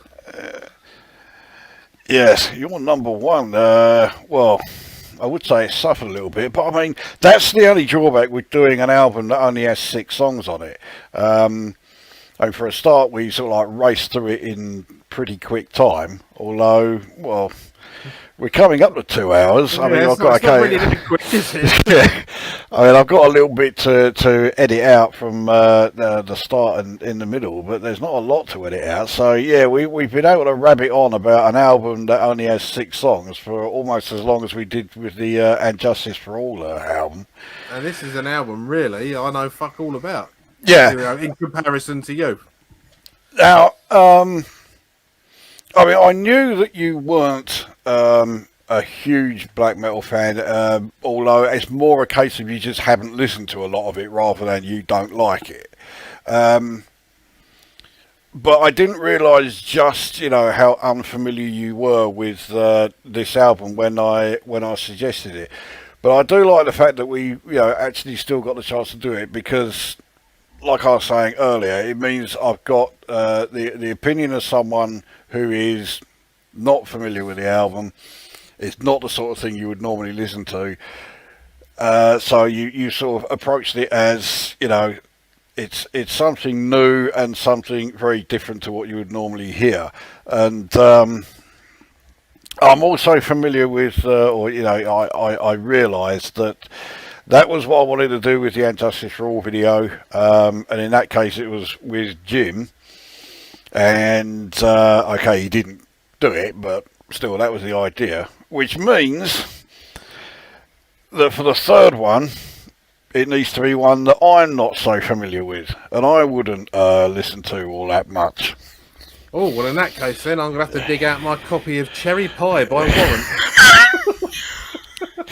Yeah, you don't need me to tell you where you can fucking stick that, do you? There's one good song on that album. One. Yeah. One and one only. Yeah, there is. Yeah. Uncle Tom's Cabin. That was originally supposed to be the title track of that album, and the record company went, no. We want a proper hair metal, glammed up, stupid song. And they wrote Cherry Pie and changed the name of the album. But yeah, Uncle Tom's Cabin is a really good song. But the rest of it's utter shit. Yeah. I haven't got a copy of the album. If I wanted to listen to that song, I'll play on YouTube because the rest of it is so shit. I don't want it. Yeah. I can't begin to tell you how devastated I am to hear that. Yeah. I'll think of something that you don't really know, but I'll try not to pick something I think you'll hate. I mean, you didn't think I'd hate this, No. because I would have told you from the first listen. Nah, that's not working for me, mate. You know what I mean? Yeah. So, Well, I mean, the fact that you managed to get hold of their entire discography before we did this video suggested to me, yeah, you're prepared to give them more than a fair shout. yeah. And oh, I just fucking dropped my fag now. Before I set the carpet on fire. And like I was saying earlier on, the thing with this lot is you download your... Okay, yeah, I've said it, right. I did it as well, yeah. It downloads their discography. And you play through like the various albums. And you do think, hang on, is this the same fucking band? You know, they do change a hell of a lot. If you bring up the so we can see like all of their albums there. So I mean, so we have like A Blazing in the Northern Sky, and then if you skip Arctic Thunder and you go on to like Circle of Wagons, and there they sound like a weird sort of cross between almost punk and new wave of British heavy metal. And what a combination! But they do sound like that. The Cult is Alive. They're more sort of going back to black metal. Eternal Hails, you think that's a great album. Trying to class or categorize that one is really tough. It's like Death Black again, isn't it? Yeah, pretty much. And then you have Goat Lord there, which was the second album they actually recorded. So that's out and out death metal, and it's all over the place. But it works because you never know what you're going to get, and a lot of the time I find that Darkthrone's worst stuff is better than a lot of bands like out and out greatest songs. They sit lovely in the collection between The Darkness and David Bowie, or David Bowie, whichever you want to pronounce it. Yeah, Bowie. Yeah. I mean, what a combination there. So I mean, I don't know how familiar you are with their entire albums to be able to say which albums really stand out for you. I know you were saying that you are a big fan, or you do like Eternal Hails, which is their most recent one. I would go as far as say I'm a big fan of it. I really enjoyed that album, which is the one that's got the song about the sword on it you made me listen to. Is that on the Underground Resistance? About the sword. Hang on, let me have a look at the thingies. Well, leave no cross unturned. Yeah. Not a sword, a cross. Yeah, that's a pretty good album, but that's very. There's a few deathy black metally singing on it, but a lot of that album is like new wave of British heavy metal again.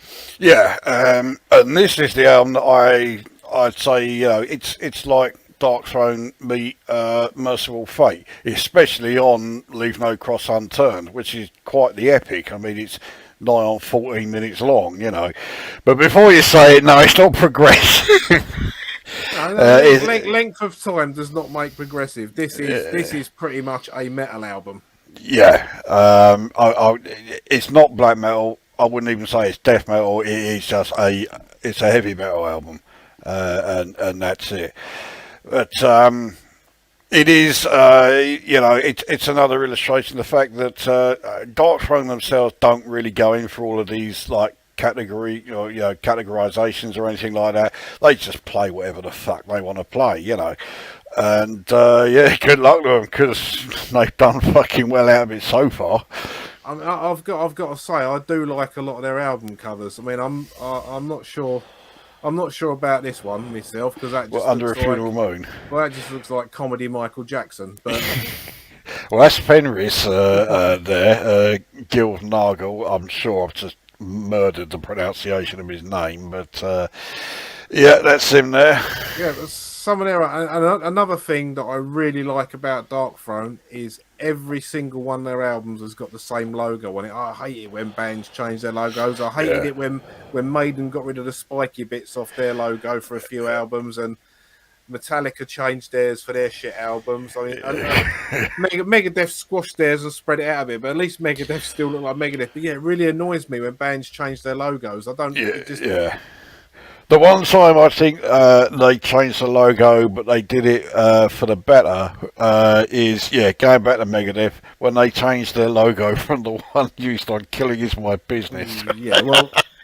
That album, since they did the remaster, doesn't have that. It's got the proper Megadeth logo on it. Oh, is it? Oh, okay, I didn't see that. No amount of remaster is going to save that album. That album is a fucking shitfest. Oh, come on, one of the best covers ever is These Boots. But yeah, saying that, my Sid Effects album, it took me until the third one to settle on a logo or actually design one because I didn't realise it was going to be a thing. I did one for the hell of it, and then Ben Daglish passed away, and I did another one. And after that, I thought, well, there's more of this I want to record. So then I designed the logo. But There I've you go. stuck with it since. Yeah, but your first two are totally different. So you're just as bad as these bands you're saying, oh, they changed their logos. You know? And you did it. Not really. The first two, one was a typeface I had on my phone. The other one was a Commodore 64 font. Okay, I'll let you off. Unwillingly, but yeah, I will. It's not me that's got to work out what play it out with. If I was you, I'd choose a song from a different album. You know, I might actually do that. There's an album I've got called Darkthrone, Holy Darkthrone. And it's basically a load of Nordic black metal bands playing Darkthrone covers. And there is this really fucking weird cover of The Pagan Winter by Thorns. It's a great cover, but it's just weird. For a start, it sounds like the singer is Soundwave from the Transformers. So it is quite the unusual one, but I might play out with that. That's not bad. Yeah, you didn't think you was going to get 2 hours out of this album. I think we've done well. Yeah, we had done. Very surprising. So all in all, how much would you give this album out of 10? What would you rate it? Oh, let's put the cover back up again. Out of 10, I think I'd probably give it a 6 because it's not terrible. There's one song on it that I do think is pretty shit, and that is Where Cold Winds Blow. But other than that, every song has got something in it because I do like the slower tempo, more death sort of riffs. So, you know, especially like the top three, my top three, like In the Shadow of the Horns, Paragon Belial, and The Pagan Winter. All three of them are songs that I would definitely listen to again. I probably wouldn't even skip Where the Cold Winds Blow because, yet again, this is another album. If I put it on, I'm going to start at track 1 and then choose something else when track 6 finishes. So, yeah, I'd give it a 6. If it had better production, it might get a 7. But yeah, it's not an awful album. It's just, I think the fact that it's 29 years old, and for me, it's only a couple of months old. You know what? The very earliest in the summer this year, so maybe 5 or 6 months. I think it's interesting that you approaching this as you say, like a new listener, and there's me who's been listening to black metal since '92, and we both choose the same song as the worst. There must be something about it that just isn't working because neither of us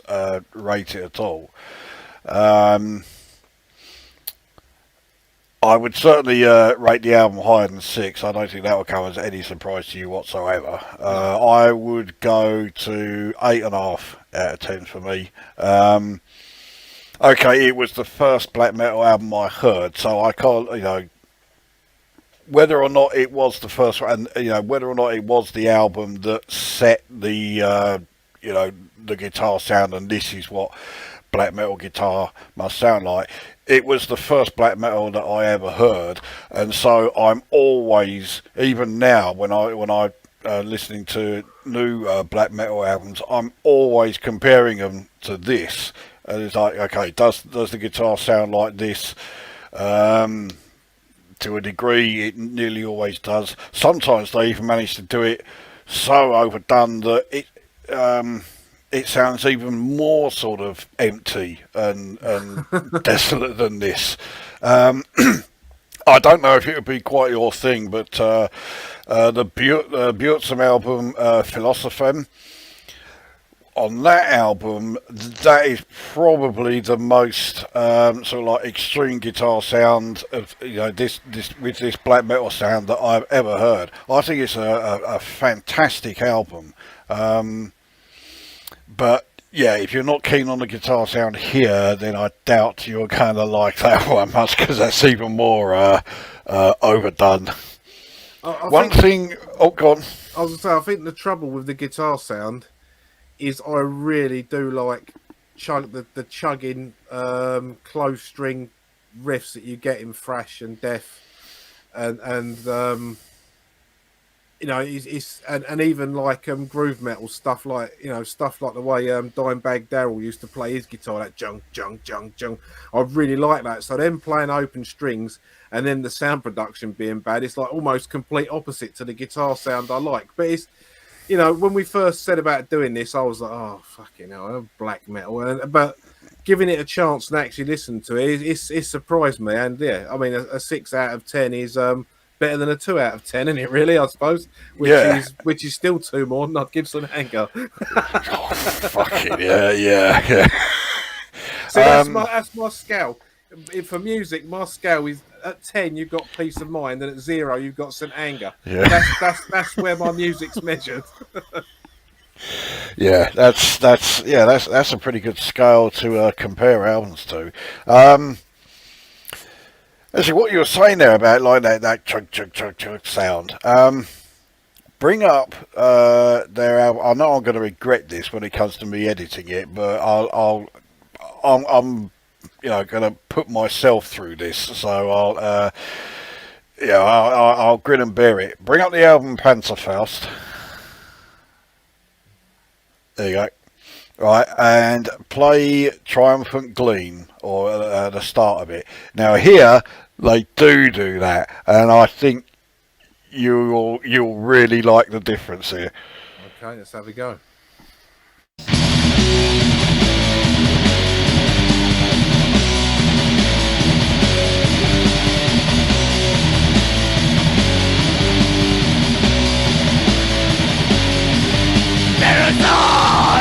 Stand beyond the driven, passing the last wall on the planet of void.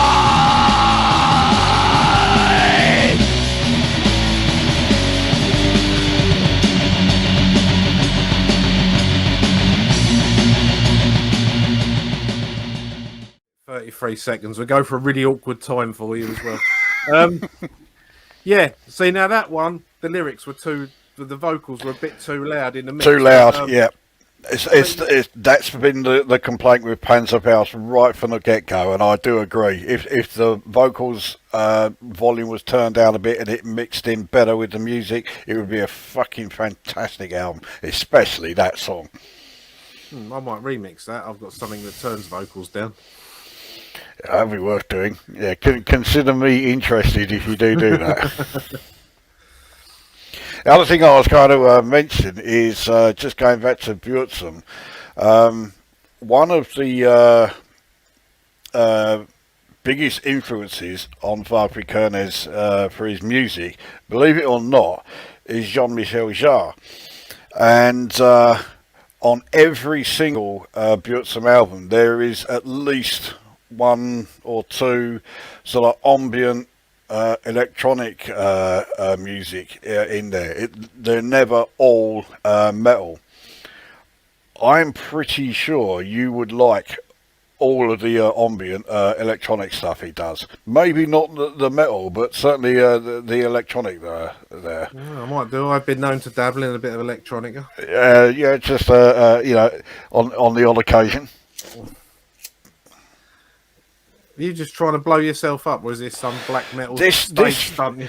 this fucking lighter is seriously dodgy. The number of times I light it, and it's like, woof, fucking thing is, it's a fucking, it's lethal. That.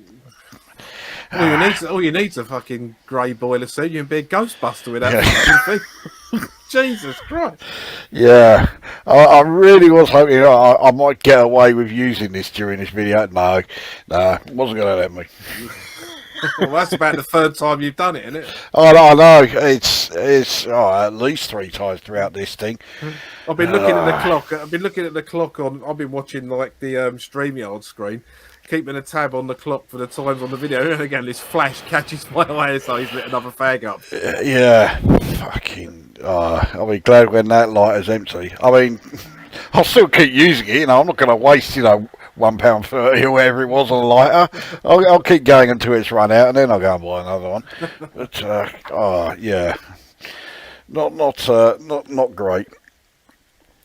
Anyway, trying to bring it back onto on subjects. So, anything else you want to add about Darkthrone or black metal in general?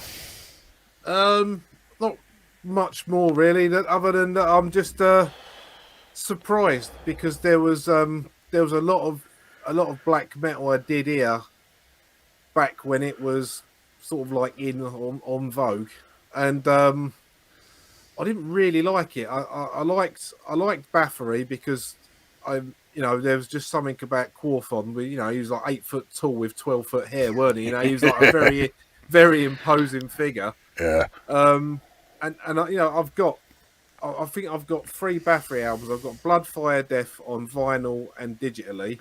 I've got another one digitally, and I've got their debut or their self-titled on vinyl. I haven't actually got that in digital form. And I've always liked them, but I didn't take to black metal at the time. But in the last sort of like, it's got to be about 10 years, maybe a little bit more, I've started getting into more of the real sort of like harder stuff, like Poland's Vader, and great band, and some more of the real heavy stuff. Bolt Thrower, Bolt Thrower as well. I mean, I got one. I know it's not one of your favourites; it's got the wrong singer on it. But I got a couple of their albums from when he was out of the band. Was it Cole Willits, isn't it? Yeah. When he weren't in the band, and then since then I've got some more other stuff. I've had one of their early albums on CD probably since it came out. And I do like that as well. I can never remember the name of it. Realm of Chaos. I'll just scroll up to Bolt Thrower. I'll tell you which one it is because I know the album cover. I can never remember the name of the bloody thing. Well, Realm of Chaos is, I think, the heaviest album I have ever heard. It's fucking staggering. War Master. War Master. Well, that was the album that came out after Realm of Chaos. I mean, I did really like War Master, but after listening to Realm of Chaos for 2 years, when that album came out, it sounded really tame. Hey, fucking what, a Bolt Thrower album sounding tame? Fucking what? But I mean, compared to Realm of Chaos, any album sounds tame. Yeah, I did see Bolt Thrower live, so yeah, I've seen them live a few times. They're a great live band. Yeah, good stuff. Well, yeah, but black metal wise, no, I just couldn't take to it. There is some of it, and I'm sure you'll agree, where they play even faster than Darkthrone on the fastest bits we've heard today, and it literally does sound like a demon being sick all the way through it, and it's just a wall of noise, and I can't get on with that. Whereas with Darkthrone, even though they've got their little bits and pieces here and there, a wall of noise, there's a lot of stuff in there which shows that they are proficient at playing their instruments, even more so since they've like grown over the last 20 years. Yeah, totally. I couldn't agree more. Like I said earlier on, for every good black metal album I've heard, there's been like 20 or 30 that have been absolute shit. Even though it is like the extreme or one of the more extreme like metal genres. What I'm listening out for in black metal is just the same as I'm listening for in death metal and in industrial. They need to be able to play. Any old cunt can come along and just set a drum machine or whatever and have it playing as fast as it could and just make this endless fucking racket, which shows no playing ability whatsoever. Let's actually hear them actually play music, and when they do, it invariably sounds fucking great. It's just that there are so many, especially black metal, where they think, oh yeah, the idea of the sound extreme is to play as fast as you fucking can, have the drums drowning out everything else, mix the vocals in far too loud, which admittedly they were guilty of here in PantherUK and in Goat Lord.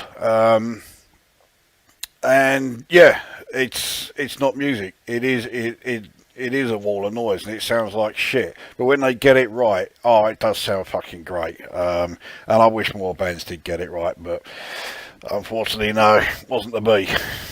No. So there we are. Blazing the Northern Skies. I think it is a great album. You think it's certainly better than average, giving it a 6 out of 10. And we have joint number ones as far as best song on here. So it is between Paragon Belial and The Pagan Winter, which I certainly think are the two best songs on the album. So I've got no arguments with them sharing top spot. No, although if you was going to be really picky, you'd have to say, well, which one got a 3, and that would make Paragon Belial the best one on the album. But as soon as we both picked that as number 2, it don't matter anyway. Yeah. So, I'll choose what to play out with, and I suspect it's going to be the Thorns cover of The Pagan Winter. So get ready for some weird stuff there. And what is the next video going to be? Oh, there's a fucking question. I know what we've got in mind. Yeah, it's the prog one, hopefully. So, Jim, if you're watching this, pull your fucking finger out, son. Yeah. let's have more than 4 songs on the list, please. We are hoping anyway that the next video will be the prog rock video. The next album that we cover, I'll let you decide on that one. So it's one that I'm not so familiar with. So that's at least the next 2 videos taken care of. We've got a few more planned, didn't we? But they need a bit more work. Yeah. We got more than a few planned. So yeah, these metal videos are going nowhere, believe me. But that is this one done. So we will leave you in the capable hands of Thorns, and in the meantime, go away.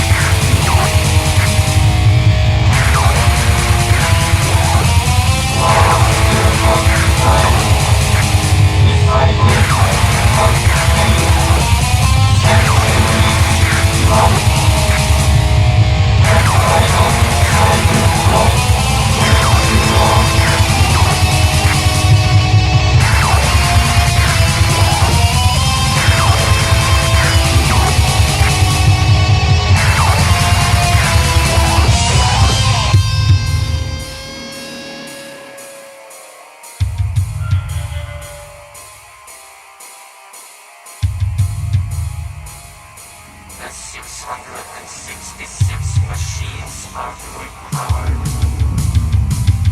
Turn on the up beyond.